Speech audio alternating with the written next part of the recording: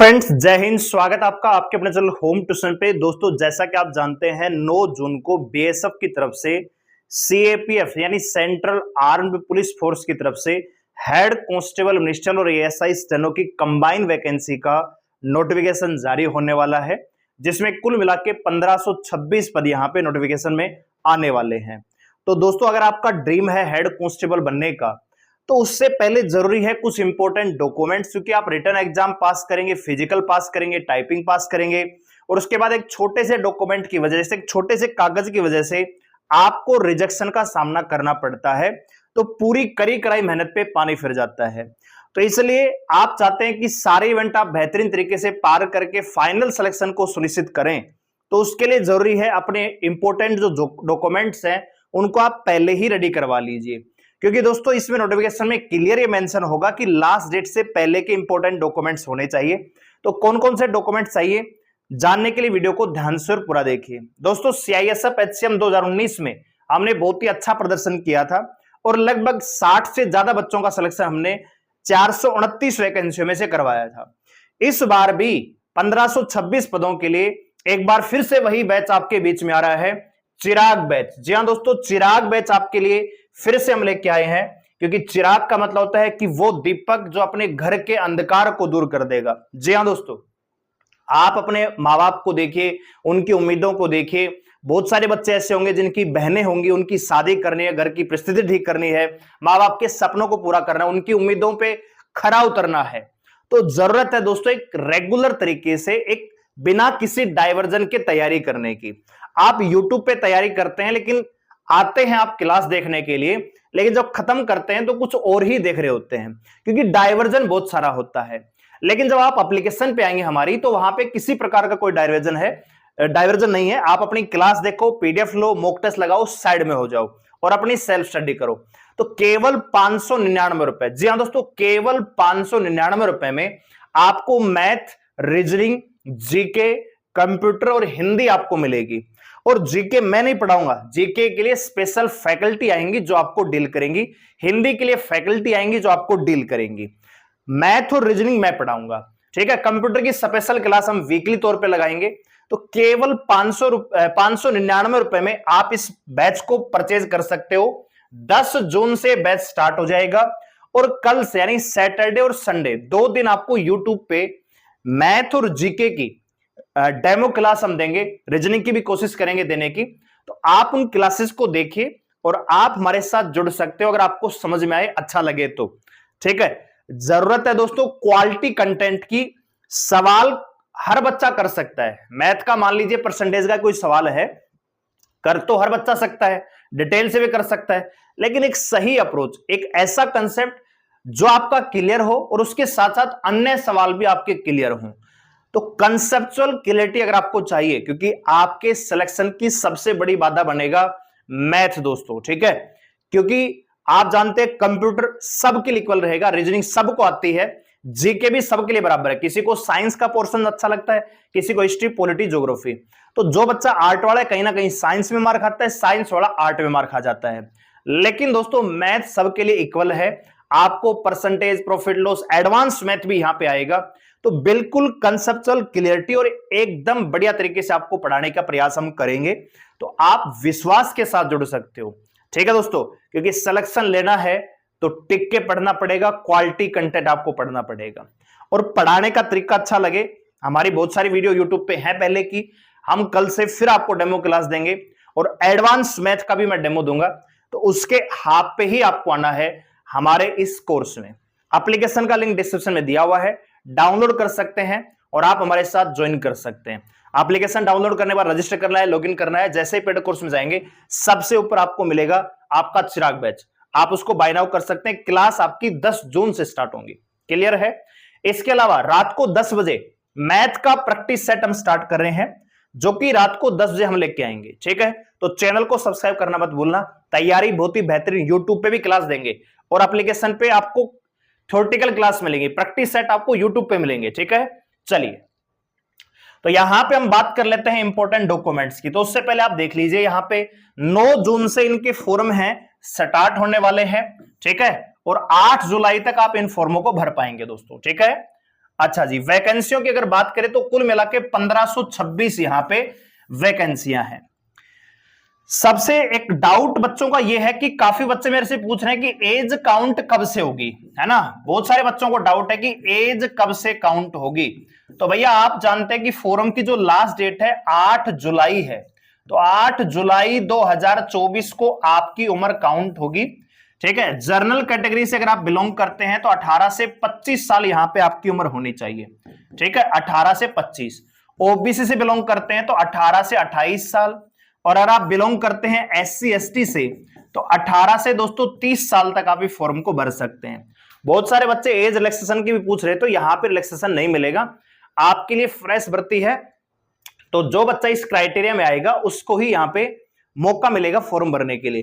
Qualification आप जानते हैं, एजुकेशन क्वालिफिकेशन जो है यहां पे केवल 12वीं पास होना जरूरी है, ना ही साइंस की आवश्यकता, ना ही केमिस्ट्री की आवश्यकता है, सिर्फ 12वीं पास। आपने आर्ट्स से किया है, साइंस से, कॉमर्स से, किसी से भी स्ट्रीम से किया है, कोई फर्क नहीं पड़ता। साथ ही साथ आपको टाइपिंग की नॉलेज होनी चाहिए, टाइपिंग का डिप्लोमा आदि नहीं चाहिए दोस्तों, केवल टाइपिंग का ज्ञान होना चाहिए, क्योंकि आगे चल के टाइपिंग टेस्ट होगा वो आपको पास करना होगा। क्लियर होगी बात। आइए बात करते हैं। सबसे इंपॉर्टेंट है डॉक्यूमेंट्स। डॉक्यूमेंट्स क्यों इंपॉर्टेंट है? मान लीजिए पहले रिटन एग्जाम ये करवाएंगे, रिटन होगा, फिजिकल होगा, फिजिकल के बाद टाइपिंग टेस्ट होगा, उसके बाद मेडिकल के टाइम पे आपका डॉक्यूमेंट वेरिफिकेशन लिया जाएगा। अब वहां पे आप रिटन एग्जाम पास करोगे, फिजिकल पास करोगे, टाइपिंग पास करोगे, और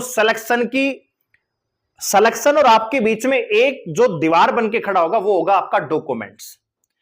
तो आप अगर मान लीजिए पहले फिजिकल होता है तो पहले फिजिकल होगा, फिर रिटन एग्जाम होगा, फिर टाइपिंग टेस्ट होगी, फिर डॉक्यूमेंट्स होगा, यानी आपको कहीं ना कहीं आखिरी में आपके डॉक्यूमेंट्स चेक किए जाएंगे।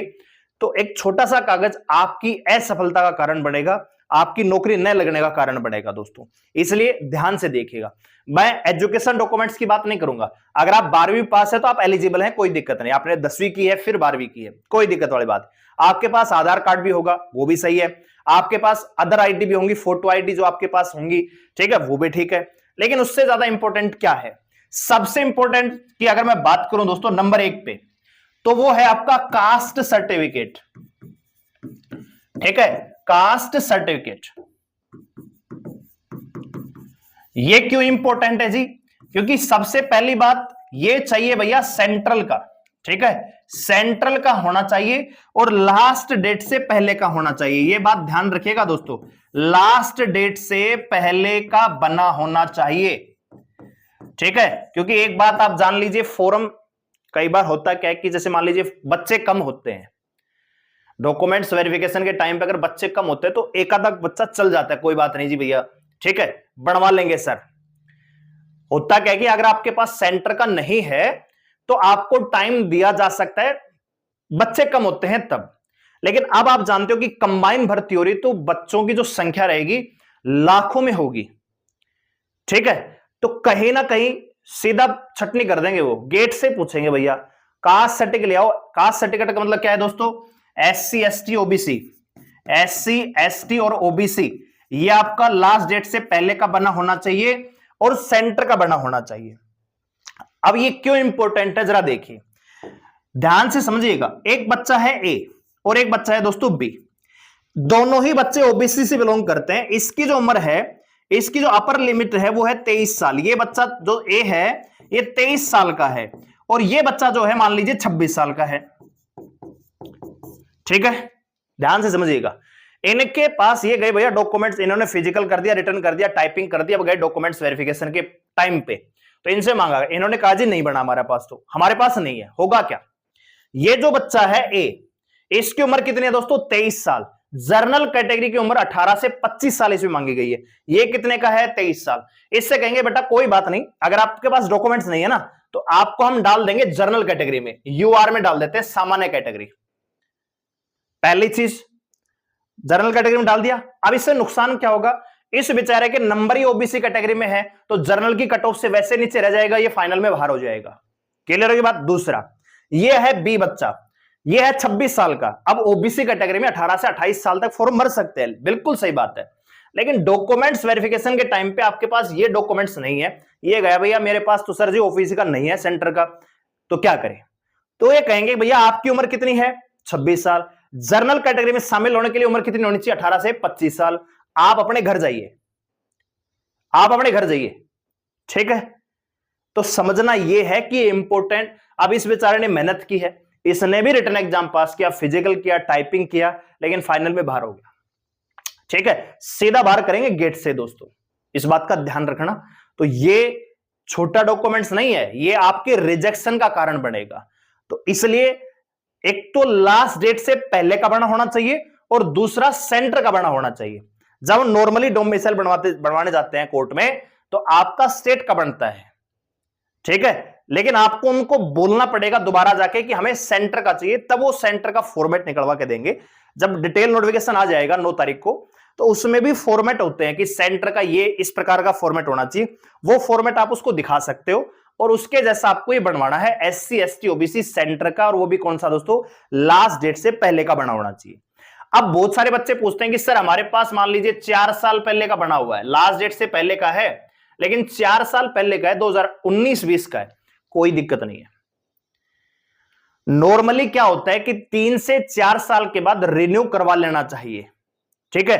अगर नहीं करवाया तो कोई दिक्कत नहीं, किसी प्रकार की कोई परेशानी नहीं होगी, बस वो सेंटर का होना चाहिए। अगर आपने 3-4 साल पहले बनवाया है तो उसको जरा चेक कर लीजिए, क्या वो स्टेट का है या सेंटर का है। अगर स्टेट का है तो सेंटर का उसी के बिहाफ पे नया बन जाएगा। और नए डॉक्यूमेंट्स बनने में भी कोई रामायण नहीं लगती, हैंड टू हैंड, आजकल तो डे टू डे मिल जाते हैं, आज जमा करोगे आज ही दे देंगे, ठीक है, पहली चीज।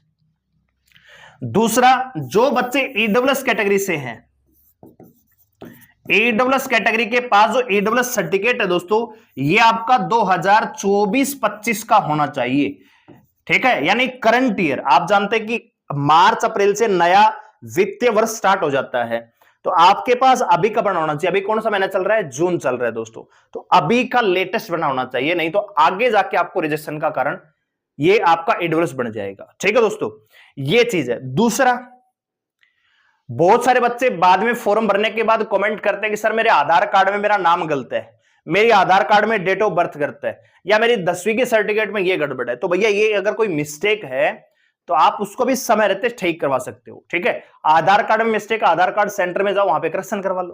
पैन कार्ड में दिक्कत, पैन कार्ड तो चाहिए भी नहीं वैसे भी, ठीक है, फिर भी अगर आपको करवाना तो करवा लीजिए, ठीक है। सबसे इंपॉर्टेंट आपकी 10वीं की मार्कशीट, क्योंकि वहां पे डेट ऑफ बर्थ काउंट होगी, आपका नाम, फादर नेम वहीं से मैच किया जाएगा, वही आपकी ओरिजिनल डॉक्यूमेंट्स मानी जाएगी, तो उसमें सारी चीजें सही होनी चाहिए। उसी के बिहाफ पे आधार कार्ड बनवा लीजिए, ठीक है। होता क्या है कि पेपर देने जाएंगे, फोटो आईडी मांगे कि भैया डेट ऑफ बर्थ मैच नहीं कर रही है, फॉर्म में कुछ है और आधार कार्ड में कुछ हो रहा है, तो फिर वहां पे आपको दिक्कत होगी, तो इसलिए पहले ही सही करवा लीजिए, ठीक है दोस्तों। लेकिन सबसे ज्यादा इंपॉर्टेंट यही है। एक तीसरा डॉक्यूमेंट्स और मान सकते हो, तीसरा जो क्या है यहां पे दोस्तों, वो है आपकी फोटो, ठीक है। जिस 4 साल से नौकरी नहीं लगे, 4 साल पहले की फोटो खिंचवाई थी, उसी पे कंप्यूटर वाले से बोल के डेट ऑफ प्रेजेंट लिखवा देते हैं और फॉर्म भर देते हैं, गड़बड़ हो सकती है दोस्तों, ठीक है। तो फोटो जो है नई बनवा लो भैया, ठीक है। 30 रुपए में 20 रुपए में फोटो बन जाती है, तो ये लेटेस्ट बनवा लीजिए, ठीक है। फॉर्म में क्लियरली मेंशन होगा कि फोटो 3 महीने से ज्यादा पुरानी नहीं होनी चाहिए, तो नई फोटो बनवा लीजिए, किसी प्रकार की दिक्कत नहीं होनी चाहिए। और फोटो का बैकग्राउंड ध्यान में रखना, बहुत ज्यादा उत्तेजित करने वाला, बारात में नहीं जाना, आपको फॉर्म भरना है, ठीक है। और टोपी वगैरह, चश्मे वगैरह, या आंखों को इस प्रकार से बाल वगैरह ढक रखे हैं, तो वो नहीं होना चाहिए, क्लियर फोटो होनी चाहिए, ठीक है। ये है 3 चीज जो आपकी इंपॉर्टेंट है। पहला है कास्ट सर्टिफिकेट सेंटर का होना चाहिए, लास्ट डेट से पहले का बना होना चाहिए। कितने साल पुराना है कोई मायने नहीं रखता, लेकिन सेंटर का होना चाहिए। दूसरा, EWS कैटेगरी जो कैटेगरी है वो आपका करंट ईयर का होना चाहिए, और फोटो आप नई बनवा लीजिए, और इस पे डेट ऑफ प्रेजेंट भी लिखवा लेना, ठीक है भैया। तो ये है इंपॉर्टेंट डॉक्यूमेंट्स, क्योंकि आगे चल के आपको दिक्कत होगी इन्हीं डॉक्यूमेंट्स की वजह से, ठीक है। और सबसे ज्यादा इंपॉर्टेंट है दोस्तों तैयारी, है ना। मान लो रिटन एग्जाम में फेल हो गए तो ना तो फिजिकल के लिए बुलाया जाएगा, ना टाइपिंग के लिए, ना डॉक्यूमेंट्स वेरिफिकेशन के लिए, तो सबसे ज्यादा इंपॉर्टेंट है। और डॉक्यूमेंट्स पास भी कर लोगे तब भी फाइनल मेरिट के लिए रिटन एग्जाम के आधार पर मेरिट बनेगी, तो स्कोर करना इंपॉर्टेंट हो जाता है रिटन एग्जाम में, ठीक है।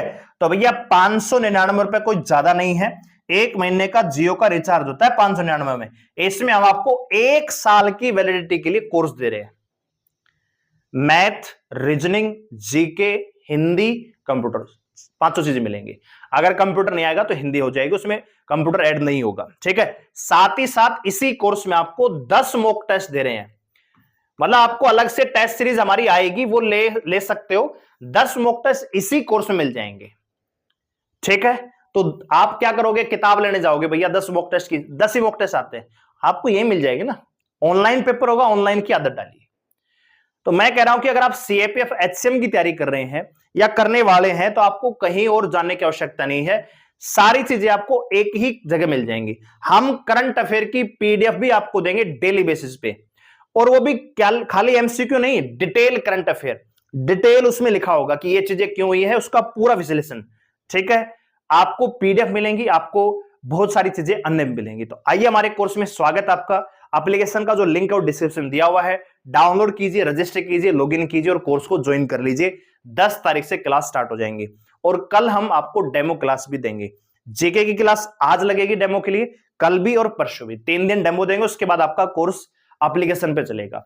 वीडियो अच्छी लगी हो वीडियो को लाइक करें, शेयर करें, चैनल को सब्सक्राइब कर लीजिए हमारे साथ जुड़े रहने के लिए। धन्यवाद, जय हिंद।